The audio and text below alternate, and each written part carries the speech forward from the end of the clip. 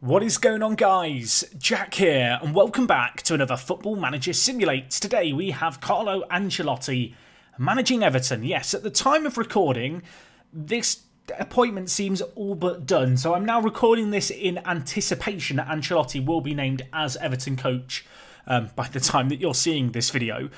If you have never been to the channel before, you won't know, but about a week ago, we did a video where we had David Moyes as Everton manager. About a week ago, he seemed likely to get the job. Ancelotti seemed like he was a bit of an outside shout, really. Was still at Napoli at the time, and well, as things have kind of transpired, he's left Napoli.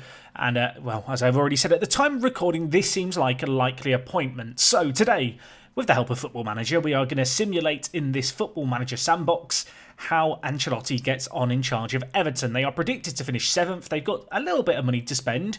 We'll see how he gets on in his first season. We'll come back and then we'll have a look at things for the foreseeable future. We've given him a 4-year contract. We'll see if he lasts that time. And if I want to know from you guys in the comments, what do you think of Ancelotti as an appointment for Everton? I feel like he's taken a little bit of a step down for Everton, but at the same time, they are a club with a lot of ambition, which they've shown through their transfer spending, and a club that I think a lot of their fans would expect a lot from with Ancelotti. I don't know if he's a long-term solution, but in terms of short-term, maybe just getting a bit more organisation going, making them a more solid team, I think he could be a very, very good appointment for them. But anyway, let's see what Football Manager thinks. You can let me know what you think down below. And yeah, without further ado, let's get into this. So to start off this FM Simulates, I have to give a shout out to the sponsor of the series here on the channel at the moment, and that is the OneFootball app, which is a free app available for iOS and Android. You can use it to subscribe to teams, to divisions, to certain players, keep up to date and get all your footballing news on one centralised free app to download. I use it on the daily. If you play Football Manager, you have teams that are obscure that you can't keep up to date with but feel near and dear to your heart. OneFootball allows you to keep up to date with them. Check the referral link at the top of the description, and a massive thank you to them for sponsoring this video. Okay guys, so we have gone forward to 2020. It is June 9th and Everton 6th place in the Premier League. My word, that is a very impressive achievement for Ancelotti.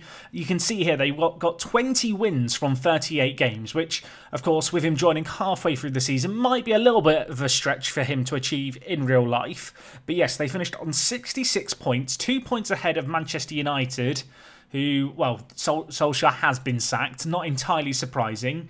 I'm wondering if they had a top goal scorer in the charts anywhere. Let's take a look at things here. They did. Alex Iwobi, 13 goals to his name, so a really good return for him. And yeah, you'd have to say 6th place in the Premier League is a successful season. It is way above media expectations. You can see here, Iwobi was the top goal scorer. Sigurdsson, with 9 assists, was the best assister in the team. He also got 8 goals to his name, so a really good return from the Icelandic international. And, well, most man of the matches went to Jordan Pickford, so I would like to imagine he's bailed them out quite a lot. You can see here, 10 clean sheets in 34 games. Not a bad average rating at all. He only played 1 game in the Carabao Cup, and that average rating looks very, very angry.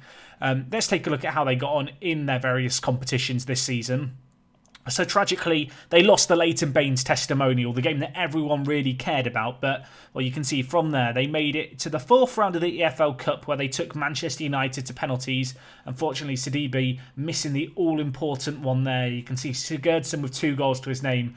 Danny James getting an 84th minute goal to take it to extra time. In the Premier League, it doesn't look like they had the craziest of starts. You can see they had a really rough run of games here. 3 league defeats in a row and 4 defeats in 5 games in the league. Meanwhile, in the FA Cup, they got knocked out to Chelsea, so they didn't really have any domestic distractions. And you can see they ended the season very strong, and in fact, between mid-January, starting off with a draw against Liverpool, and the end of the season, they only lost 3 games. And you can see they beat the likes of Manchester City at home. Arsenal away is a big win for them, a draw against Chelsea as well. Those are kind of the important results which will have seen them get the league finish they got.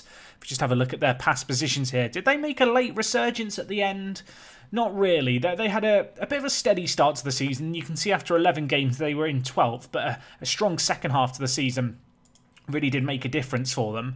Let's see, did Ancelotti make any transfer dealings in January? And, well, he did. He signed 4 players. He signed, we'll go with Bo Rigaud. That doesn't sound right, does it? We'll just call you Ben, it's easier. But French player, I'm not going to say I have any familiarity with this guy, but, and I don't mean this in a disrespectful way, £12 million is a mental sum of money. He's got 2 goals and 2 assists in 9 appearances. A pretty poor average rating, but £13 million for this guy feels like a bit of an overpayment. What positions has he played for them? He's played 25 games this season at centre mid, and he's actually had his better performances in the wide midfield area. The other players they signed were all loan signings. They got Mbemba in from Porto, of course, the former Newcastle United man.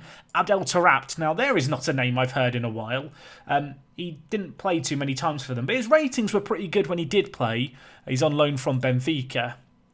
And, well, you can see here, Jordan Lukaku, the left-back, joined from Lazio and put in some pretty good performances. I'm surprised they'd signed Lukaku.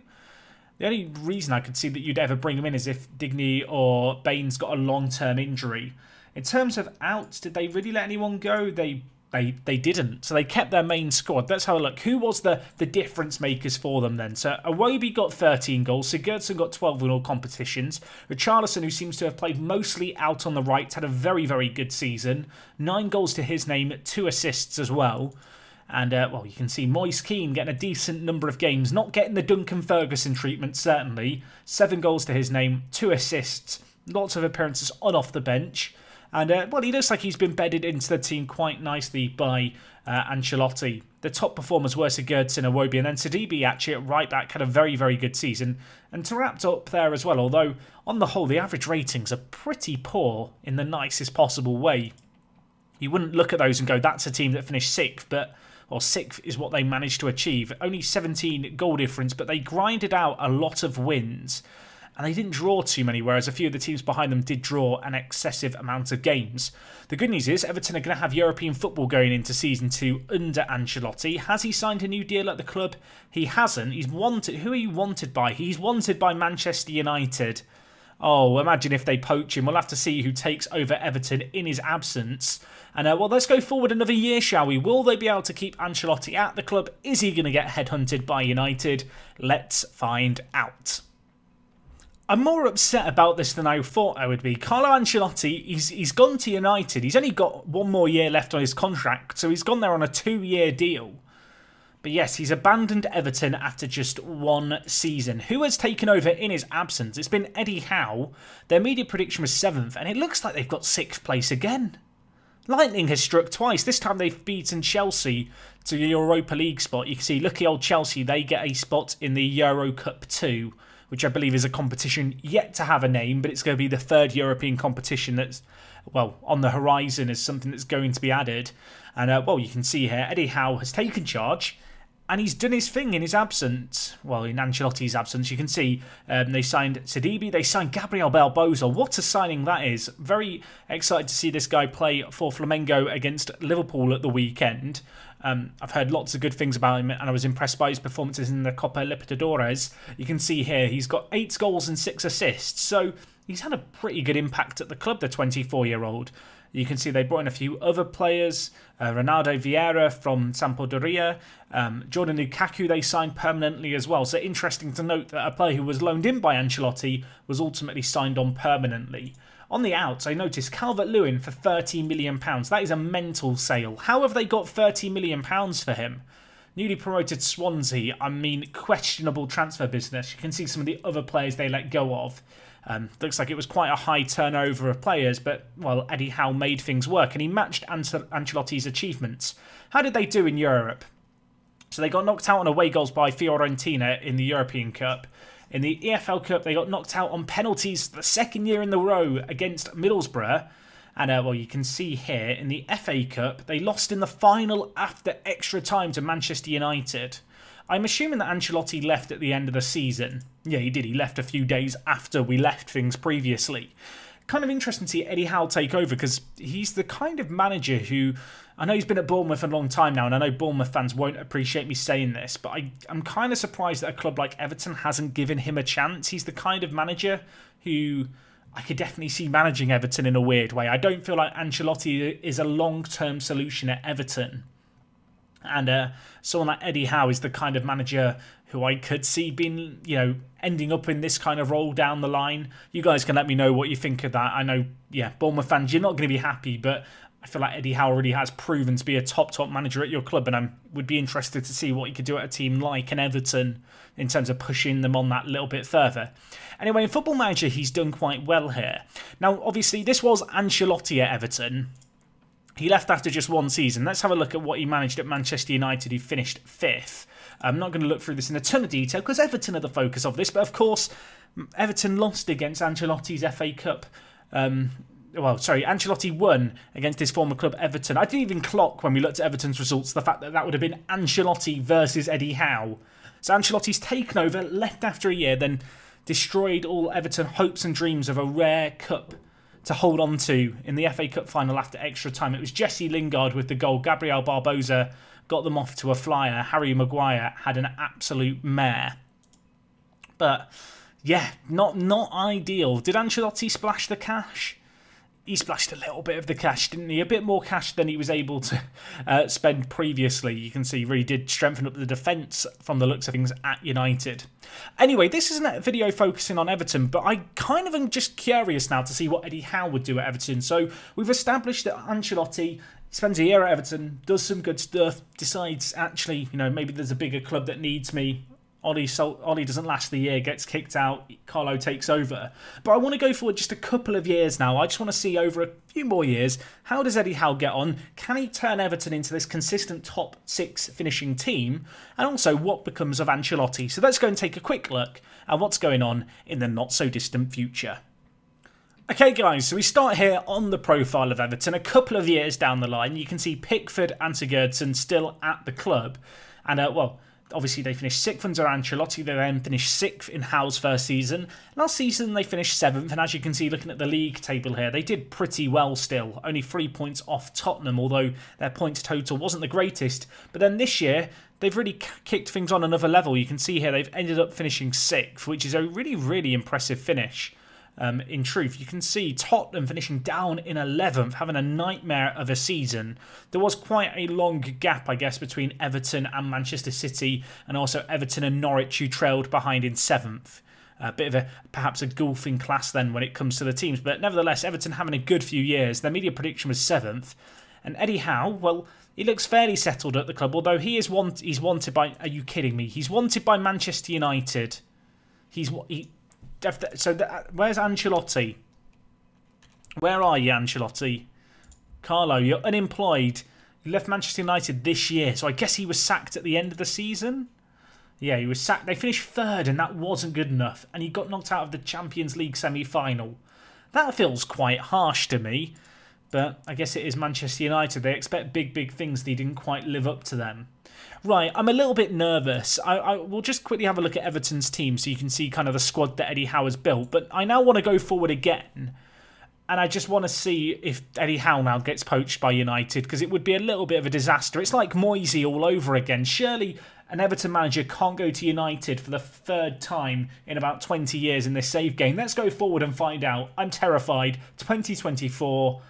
Please be kind on Everton.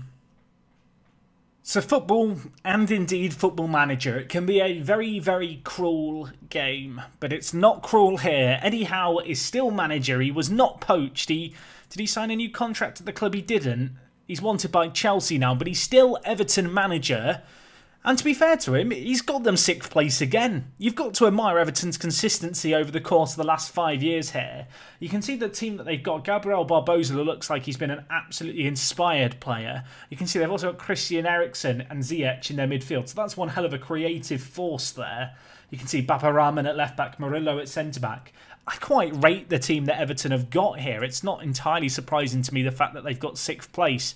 You can see Bournemouth have gone from strength to strength under new leadership. Who's their manager? Let's have a look. It's Inzaghi. Of course it is. He keeps cropping up in all my Football Manager saves.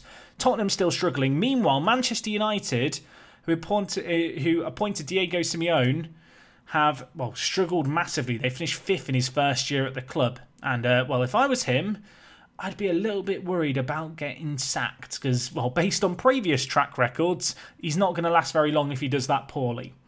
But Everton, they've done okay. They've consistently got European football. I think Carlo Ancelotti deserves some of the credit. I think the rest of it can probably be given to Eddie Howe. But hopefully this answers the question, what would happen if Carlo Ancelotti went to Everton? Football Manager's given us its decision. It says he'll be there a year, he'll steady the ship, and then someone else will come in and take the mantle and sustain that success. I want to know from you guys in the comments, what do you think of Ancelotti going to Everton? Again, I'm recording this before it's official. I hope I'm not making the same mistake again, but this seems very, very likely to happen this time. Please don't do this again to me, football gods. I think he's going to be appointed, and when he is, this video will go up. But yes, let me know what you think of the appointment. What do you think of this simulation? Is this kind of what you could see happening? Can you see Ancelotti sticking around with Everton for the long haul? Is ambition and a bigger club calling, going to prime away? Let me know your thoughts down in the comments. Of course, if you're new here, do subscribe to the channel. Check out the other FM simulates we have going on around here. If you've enjoyed this video and you've got to the end, drop a like on it. It's massively, massively appreciated.